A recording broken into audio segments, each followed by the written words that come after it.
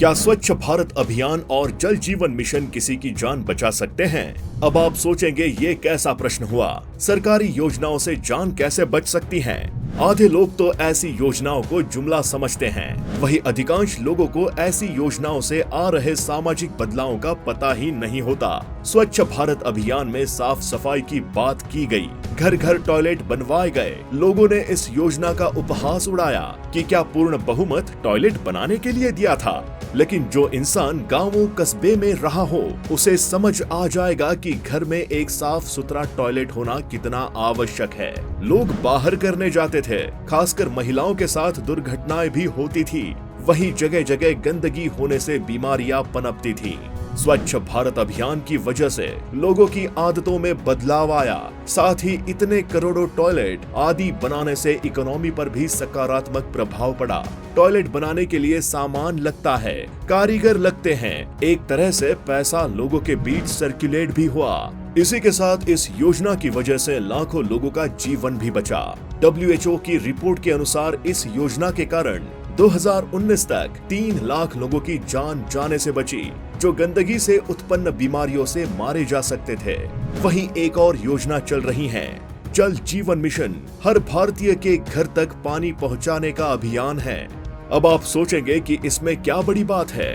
बड़ी बात यह है कि देश में लगभग 16 करोड़ परिवार ग्रामीण इलाकों में रहते हैं और आजादी से 2019 तक मात्र 3 करोड़ परिवारों के पास ही पीने के पानी की डायरेक्ट सप्लाई होती थी।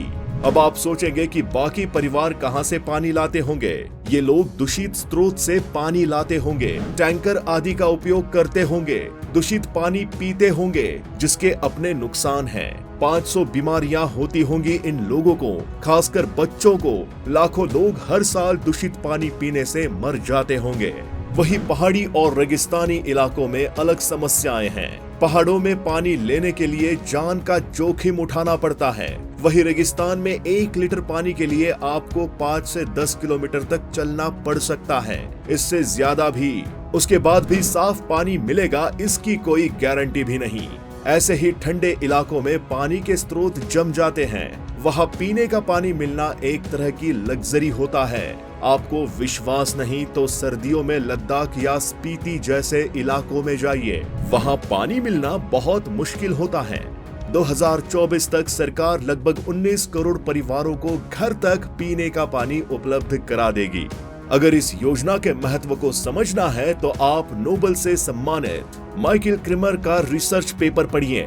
उनके अनुमान के अनुसार भारत इस अभियान की वजह से हर वर्ष 5 साल से कम उम्र के 1.36 लाख बच्चों की जान बचाने में सफल हुआ है।